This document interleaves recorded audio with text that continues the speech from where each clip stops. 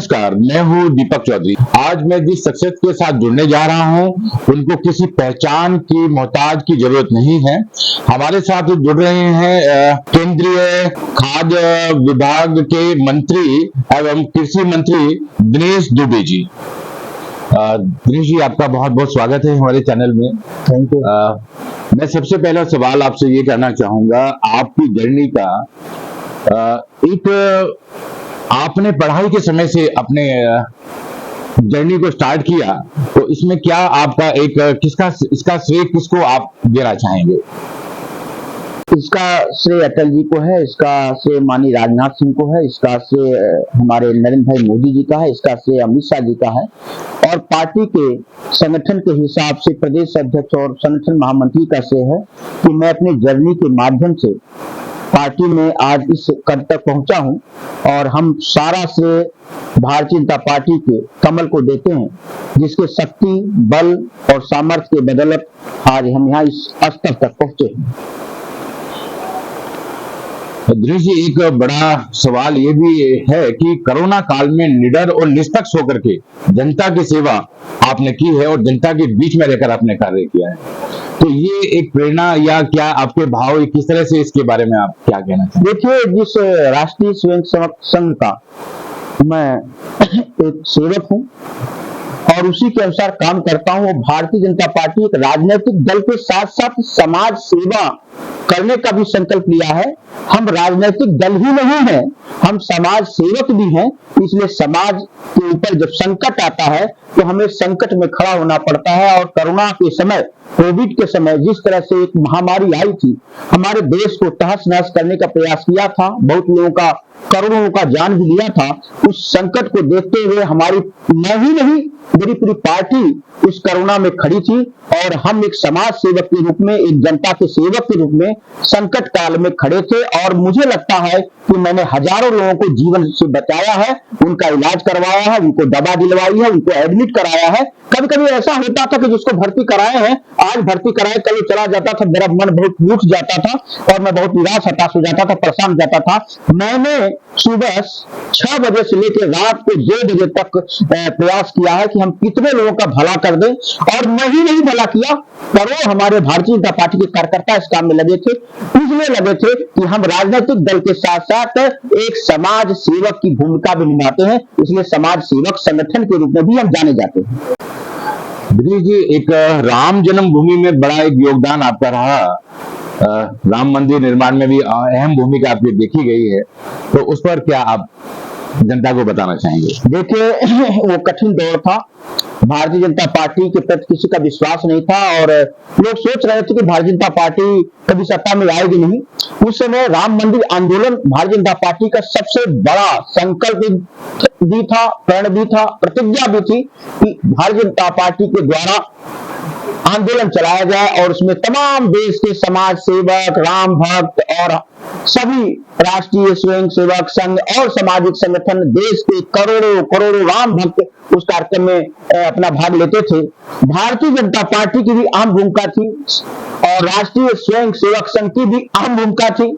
सब लोग मिल करके हम आंदोलन को चलाते थे, संघर्ष करते थे और लगभग 1 महीने तक मैंने अशोक सिंघल जी के साथ अयोध्या में जेल में बंद था और पुलिस ने हमको बहुत ही मारा लाठियों से। उसमें मुलायम सिंह की सरकार थी, लाठियों डंडों से पीटा, हम घायल हो गए थे। घायल होने के बाद भी हमें अस्पताल में कोई इलाज करने वाला नहीं मिला, हम जेल में थे। हमने घायल अवस्था में अपने आप वहां संघर्ष किया, अपने आप पेट भी ठीक हो गई थी।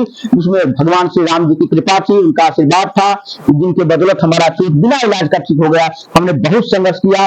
उस संघर्ष के दौरान हम लोग बहुत सारे लोगों से, कारसेवकों के लिए पूड़ियां इकट्ठा करते थे, घर घर से पूड़ियां बनवाते थे। वो आंदोलन जीवन भर कभी भूलेगा नहीं, वह संघर्ष कभी जीवन भर नहीं भूलेगा।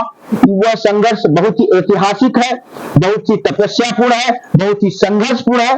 इसलिए उस जीवन को अगर हम याद करते हैं तो हमारे रोए खड़े हो जाते हैं, हमारा मन ऐसा लगता है कि हमने कैसे अपने आप को, जीवन को बचाया, कैसे जीवन को सुरक्षित रहा। कभी ये नहीं सोचते थे कि राम मंदिर आंदोलन में हम बच जाएंगे क्या, हम राजनीतिक दल में रह पाएंगे क्या? इसलिए कि कब कहां हमारे ऊपर हमला हो जाए, कब आक्रमण हो जाए, कब हमारा जान चली जाए, कब पुलिस वाले लाठी बरसाने लगे और कब संघर्ष करते करते जेल चले जाए, ये हम लोग कभी कल्पना भी नहीं सोचे थे और कभी डरते भी नहीं थे, कभी भय भी नहीं खाते थे और हमेशा संघर्ष करते रहते थे, क्योंकि भगवान श्री राम जी की कृपा थी, उनकी कृपा पे हम काम करते थे।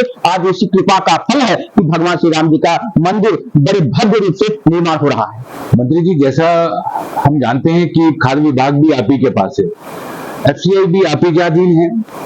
भारतीय खाद्य निगम में काफी पुराने से जो संविदा पर सुरक्षा कर्मी कार्यरत हैं, उनके द्वारा एक केस भी फाइल किया गया था कोर्ट में, जहां से उनका जवाब आज तक भी विचाराधीन है। तो उन सुरक्षा कर्मियों के लिए भी कोई आपकी तरफ से एक योजना या उनको परमानेंट करने का, नियुक्ति देने का, जैसे सरकार के द्वारा ऐसे कहा जा रहा है कि रोजगार, युवाओं को रोजगार के लिए सरकार के द्वारा बहुत पहल है, तो वहां भी कुछ आपकी योजना या कुछ ध्यान उस तरफ केंद्रित है, इसके बारे में? जो हमारे खाद्य में और सीडब्ल्यूसी में सुरक्षा कर्मी हैं, जो सिक्योरिटी गार्ड की भूमिका महत्वपूर्ण से निभाते हैं, सारे सैलो बियर हाउसेज को देखते हैं, सारे गोडाउन को देखते हैं, जो हमारे प्रधानमंत्री द्वारा सार्वजनिक वितरण प्रणाली चल रही है, जो गरीबों को अन्न दे रहे हैं, हर गरीब को हम अन्न दे रहे हैं प्रधानमंत्री जन कल्याण योजना के तहत, उसमें भी बहुत सारे सुरक्षा कर्मी लगे हैं। उसमें जो 10 साल से पुराने हैं, उनको मैंने चयनित किया है कि उनको हम परमानेंट कर दें, और मुझे लगता है कि ऐसे 2600 लोग ऐसे हैं लगभग, जिनकी अनुमति के लिए प्रधानमंत्री के पास मैंने भेजा है कि वो हमारे वर्तमान सरकार के अंग बन जाए और सुरक्षा कर्मी बन जाए और परमानेंट हो जाए। ऐसी व्यवस्था हमारी मंशा में नहीं है, सरकार के भी मंशा में है कि बेरोजगार को कैसे रोजगार मिल जाए।